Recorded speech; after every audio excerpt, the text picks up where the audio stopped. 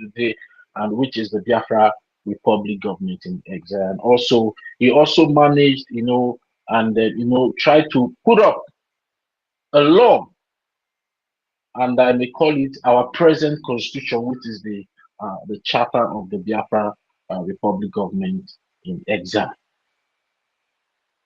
Now, what are the effects, the consequences of taking orders from a captured general?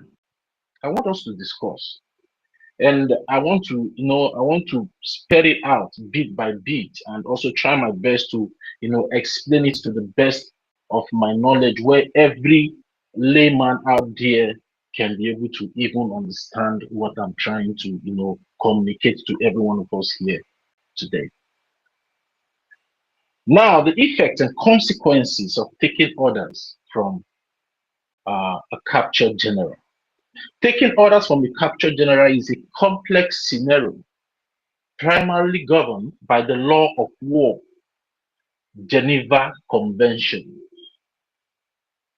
and military chain of command protocols. Generally, a captured general or any officer loses their authority to command active troops. I want to read it again for everyone to understand. Because some of us are just taking these things too emotional. The world doesn't care about your emotions. The world doesn't care about emotional people, because emotional people cannot do anything. They cannot create anything, because at every slightest provocation, they will flare up and they will destroy everything they have been trying to build. So the world doesn't do things with emotional people. They do things with people that are factual, that understand what they are doing and also knows what they want. And the Biafra Republic government in exile is that government that knows what it wants. Yes. We are not here to play emotional games.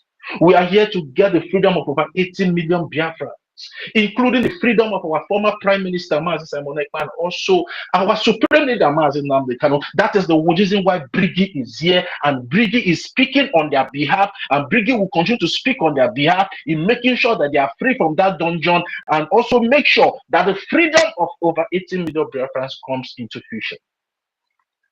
That is what Briggy has come to do. And that is the brain behind the establishment of the Biafra Republic government in exile. And our Supreme Leader and our former Prime Minister understood this simple fact. Now we'll go once more for every one of us to understand what I'm trying to say here. Because if we are not in line in what Briggy is doing, that is in accordance to international laws and politics, you're just joking. You're just playing. And it means maybe you are a confused person. Maybe you don't even need this freedom. You don't even know what you're fighting for. Taking orders, I want to go once more again. Taking orders from a captured general is a complex scenario, primarily governed by the laws of war. Some people will say, but we are not at war. We are at war. Even our Supreme Leader made us to understand that we are at war. Our former Prime Minister made us to understand that we are at war. And to crown it up, even the Nigerian terrorist government have come out to say they are a loggerhead with us in a diplomatic war in Washington, D.C. These evidences are there. They are out there. Whatever we are saying here is evidence-based. We are not saying it because we want to talk. We are not saying it because we hate anybody. We are saying it because we want every one of us to understand what we are doing as a people.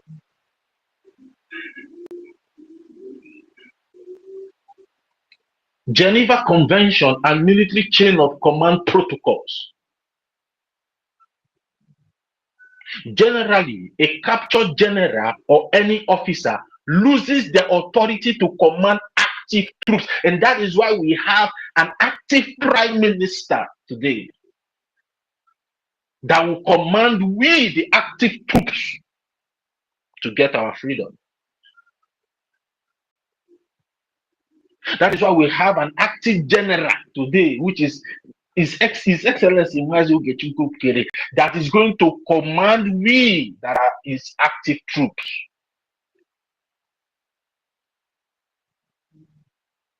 And following their orders, following the orders of your captured leader, can lead to severe legal and tactical consequences.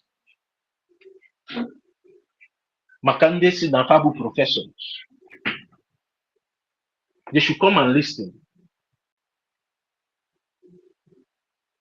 Following the order of your captured leader, your captured general, can lead to severe legal and tactical consequences. That is why in our bylaws, in our charter, it is clearly stated there that after 3 months, we can elect a new leader.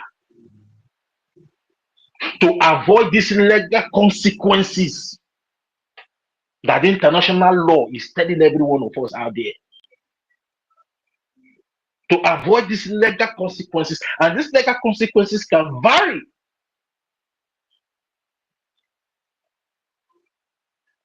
But you need to go and do that homework yourself. And tactical consequences.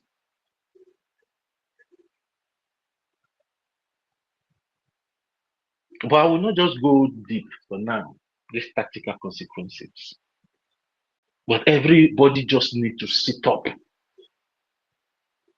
The world is not joking.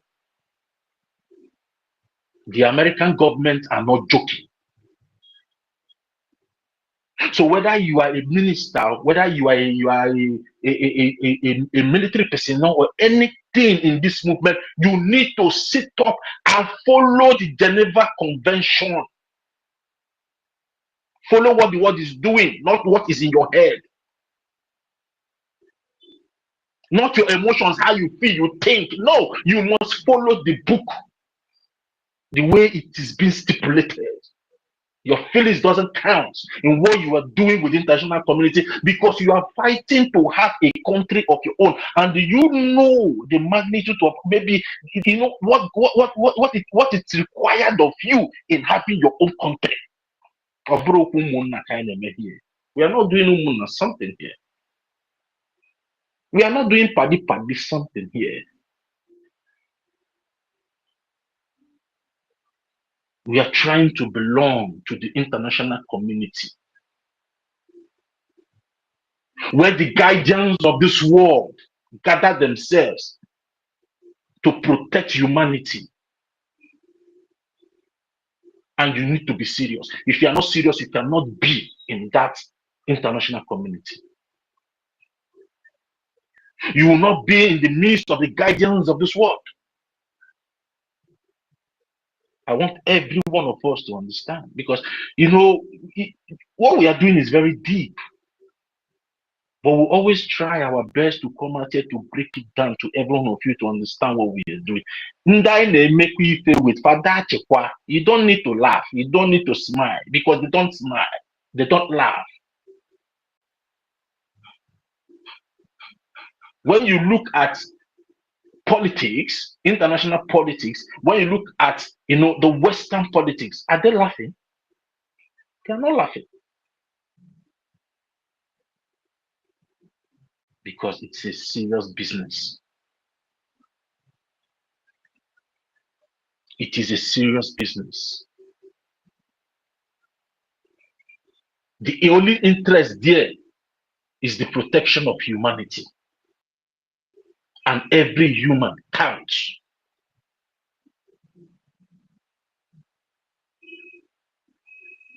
You must protect every human being that is under you.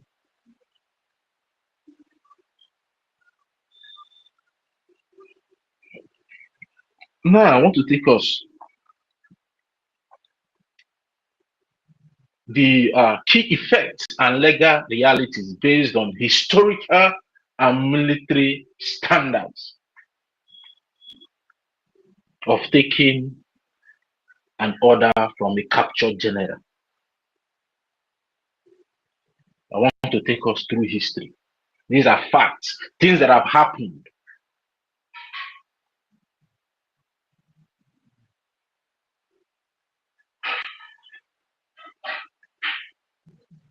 Taking an order from a captured leader means invalidation of command. Taking an order from a captured general or a captured leader, it means invalidation of command because they can't speak for themselves anymore. They can't speak for you anymore under captivity. They must be out from there before they can be able to speak for you. Even when the apartheid regime wanted to end, when the apartheid government went to meet the ANC government, because you know, when people are talking about Mandela, a government fought for Mandela. Mandela did not fight for himself over that 27 years that he spent in prison. People fought for him, and the ANC government then, it was a government in exile. Those were the people that fought for Mandela. And when it came for negotiation to accord peace to the region of South Africa, the ANC government requested for the release of Mandela before Mandela was able to, have a discussion for the people as a free man, not as a captured man. Because as a captured man, he doesn't have that power, he doesn't have that command to speak for the people anymore. And that is how it is, according to international law and international politics. You must release him first as a free man. So whatever agreement now that you are entering with him or her becomes legal and binding.